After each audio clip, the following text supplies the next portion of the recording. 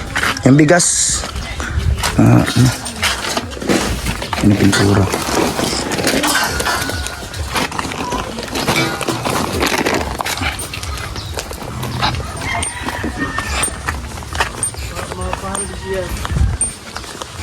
Patagilid na lang garo yan.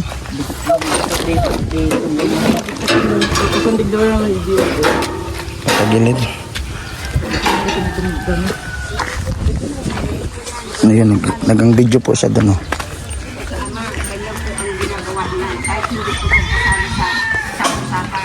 Ganyan po ang ginagawa niya ni hindi mahilig po yan na mag-isaw-sawa sa ganyan na bagay. Binigyan ka lang nga ni pong tinapay. Binigyan ng bigas. Tapos sasabihin nyo, wag na kami pumunta dito. Yan po, ganyan yan po yan. Wag na daw pong pumunta dito at buhatin na lang daw ang bahay. Di sa inyo na po yan lahat. Wala po akong sinasabi niyan. Nagtawag po kahapon. Nagsabi, wag na magpunta-punta. Hindi daw nagtawag ko ninyo. Hindi daw nagtawag ka Ate Grace. Buhatin na daw ang bahay at wag na daw magpunta dito.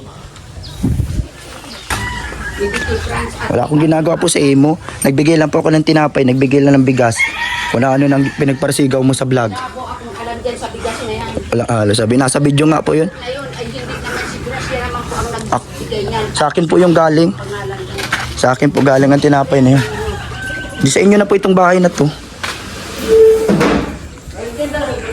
Wallet mo yan dyan, yung mga ano, bako yan sa tuya. Sinungaling na tao. Sa imo na daw yung bahay na yan. Ayaw niya papuntahin dito, mga kung ano siya lang may gustong, kung sila lang gusto niya. Sa kanya itong lote na to eh. Sa inyo na po ito. Yung inaanan. Po yan, may sponsor na po yan. Ganyan po lagi ang ginagawa niya. Kaya nga, nagpaharap sa sponsor niyan. Gawa ng Ano po?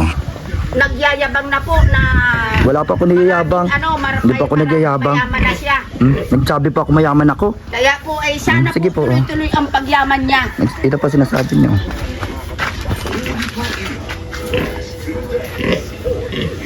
Nagbigay lang tayong bigas, Basta nagbigay lang po yan, tinapay. Pumasok, wala man lang respeto na o papasok kami putang ina mo. Papasok kami, basta lang po yan pumasok dito ngayon. Kukunin po namin ang gamit at sabi niyo wag na daw po pumunta, wag nang buhati na daw ang bahay. Kaya po dahil doon sa pag-iinsulto niya ng pagbibigay ng tinapay. Binigyan ng bigas, insulto pa daw yun. Kahit tinapay. Ito po. Sana po tuloy-tuloy ang pagyaman niya. Sana daw po tuloy-tuloy ang pagyaman. Hindi nga kami mayaman, wala kaming lote. Wala nga kami sariling lote. Ito, sa lote niya to. Mamalaki na yan, Kuya Bal. Wala nga kami sa lote. Daw siyang sponsor. Nagmamalaki. Kailan po ako nagmalaki? Kaya po kaya kayo Kuya Bal. Nagmamalaki daw po ako. Kayo po ang magdesisyon. Gusto ko nga Kuya Bal na ma-interview nyo ako para malaman nyo ang punot dulo ng mga problemang ito.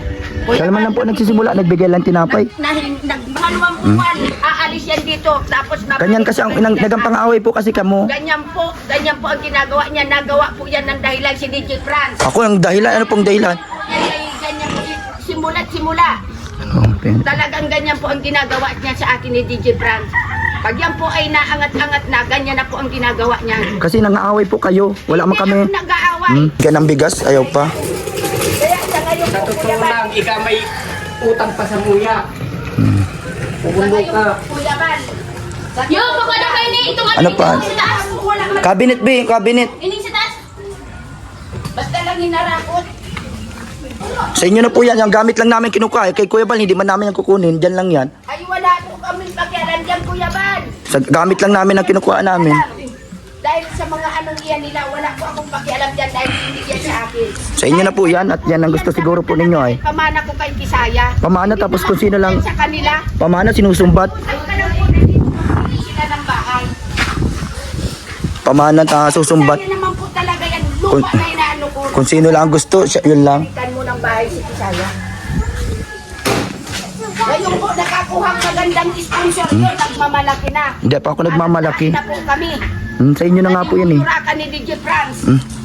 Pakinggan niyo po ang sinasabi niya. Ngayon po, mamaya na naman po yan, ay yan po ay i-upload na Naka-upload naman po talaga yan. ito at Dahil sanay po yan, dahil ang media ang pangsangga niya sa akin. Laging sasabihin yan, tanungin ang mga viewers. Hindi alam ng viewers kung ano ang punot dulo. Dahil nung sigawan ako niyan, 2 araw po ako niyan na ibinidyo. Nung sigawan po ako niyan, di pa ako nasigaw sa inyo. sinigawan Kamula ko na niya, sigaw. sabi niya sa akin na yan. Yan po ang pakasigaw niyan. Tingnan mo, dito Tinapay. nagtatanggi na yan si Legion Frank. Binibigyan na ayaw pantanggapin. Iyan po ay tuwing pangalawang buwan, ganyan po. Hindi po yan matahimik sa isang bahay lang. Kasi may mga ganyan kapitbahay, ganyan ang tao. Si sino matagal sa ganito po na bahay. Sa ano, hindi po ako naggagawan pinto. Ay po, pakinggan niyo po. Totoo yung sinasabi ko, ayan po. Patawa-tawa pa. Sa inyo na po yan, bahay na yan, wala na po. Para po Wala man sa isa ang bigay ng lote. Ako po, Kuya Bal, ikaw ang nakiusap sa akin. Kaya ikaw ang kakausapin ko. Di sa inyo na po yan, lote na nga yan. At yan man yan mo. Ayaw na, sabi mo, wag nang magtirad, mag-ano na dito. Magbuhatin na ang bahay. Hindi po ako naghahawak ng cellphone at dahil yung cellphone ko. Yung pa pong matagal lang yung nung asawa ko, gawa niya ng ininsulto po ako niya ng ikaw ang nagbili pero hindi mo sinabing dadalhin mo sa amin. Dapat nagpasalamat na lang kayo at binigyan na kayo. Ba't ako magpapasalamat? Oh, binigyan ng tinapay. Sabi itaw, bigyan kay Ate Vilma. Ay naku, wala pong sinasabi. Wala daw sinasabi. Kaya dito po ang tao. Ibigay na lang daw kay Ate, ay ano ang tinapay. Mag-imbestiga dito si Kuya Bal. Binibigyan ng bigas, hindi tinanggap. Kung sino man na tao dito ang mag-imbestiga dito sa kapitbahay namin. Maaano po yan. Kasi kahit itanong po nila dyan, Yan ang kapitbahay namin. anong inano ko sa inyo, wala man pa ako ginagawa. Nagtutulong lang ako. Sabi niyan, wala yung ginagawa. Yung lagi po yan. Yaan dyan po yan ang mga chat niya sa akin. Na, ayan po dyan. Nandito po lahat. Kaya kung i-upload niya po itong video kung ito, video niya. Upload ko po talaga ito. I-upload ko din po ito. Di-upload mo para po. malaman nyo ang totoo. Dahil iyan naman lang talaga ang laging inaano ko yaman. Inaapan-laban sa Papawa po siya kay Kuya Bal. Di sa inyo na nga po yan, sa inyo ng bahay na yan. wala po ako hinihinging bahay dahil Kasi kung mabigay kayo ng ganyan, wala man din sa isay. gumawa ng bahay. Wala din sa isay. Kahit po ako babae, maalam din po akong gumawa kahit ganito kubo. Di sa inyo na yan lahat. Kung yan ang gusto nindo. Mo kami ginagawa. Ako ang permis na ano. Po, wala po akong inaangkin na bahay. Sa inyo na po yan. Kausap ko niyan si Hindi sa inyo na po yan, magpatirahin yung kung sino gusto nyo dyan patirahin. Kasi kung ganyan lang din ang kapitbahay, ganyan lang din ang kasama sa bahay. Yan po, Wala din na kami- peace of mind. Sabihin niyo po dito ang mga kapitbahay namin kung ganyan ang ugali namin. Hindi po kami ganyan na tao. Napanood na nga nila ginawa mo sa vlog. Napanood po sa vlog dahil yung mga masasamang sinalita niya, yung pagsusumbat niya, inalis niya.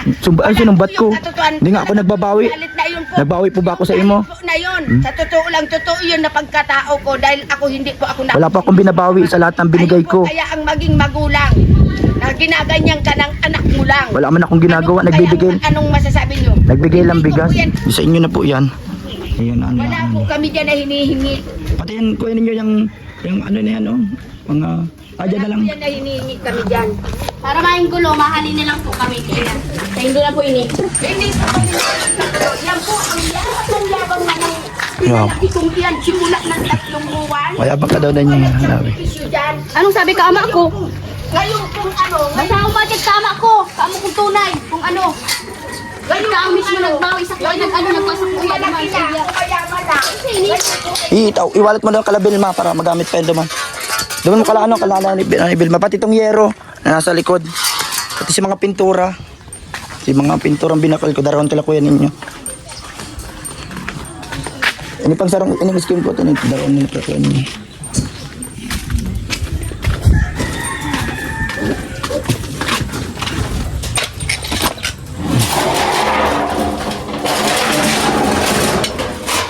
Ang po isang magulang. Ano pong sinumbat ko po sa inyo? Wala akong sinusumbat. Wala nga ako sinisigil. Di ko na nga matandaan ang mga naibigay ko. Di ko natanda. Kahit isa. Nagsusumbat daw kami sa kanya ng tulong namin. Siya nga itong lutin niya na to. Wag na daw kaming tumira dito. Buhatin na lang daw itong bahay. Ito po, mas mabuti pang doon na lang kami kila kuya ninyo.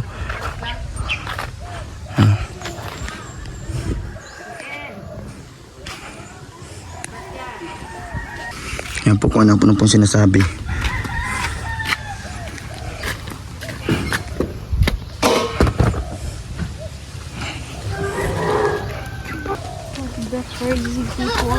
Yan na po, maawi na po kami doon. Doon na lang. Uy, magtitibong ka ata yan. Check ko yun si Ban.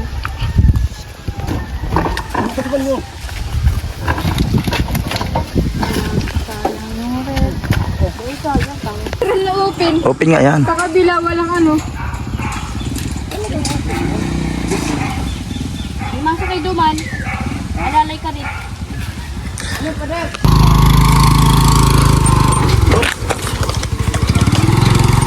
Yan po, kinuha na po namin yung mga gamit. Ayan na po dito. Yan. Kung gusto niyo po yan sa bahay na yan, di sa kanila na po yan. Hindi po kami naghahangad ng bahay na ganyan. Tapos ganyan lang din po ang kasama mo sa bahay. Kung ano yung sinasabi sa'yo kahit wala ka man sinasabing masama. Kaya ayun po, para iwas tayo sa stress. Marelax ang isip natin. Mas maganda na malayo po sa kanila. Ayan po yung ibang gamit.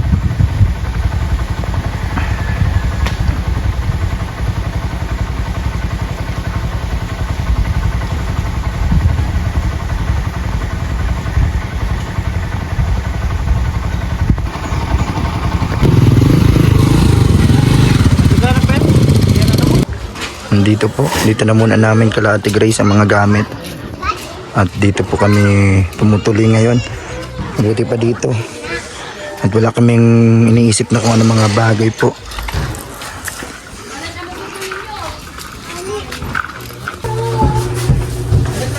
Ayan na po. Anong sabi Ate Grace kahapon pagtawag dito?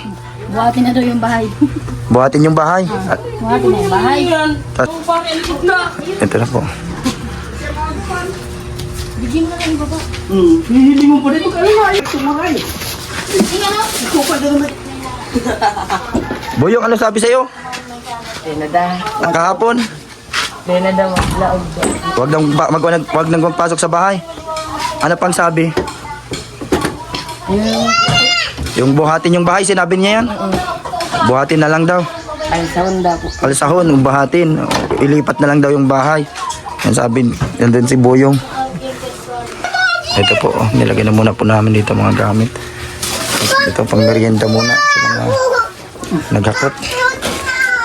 Dito muna muna.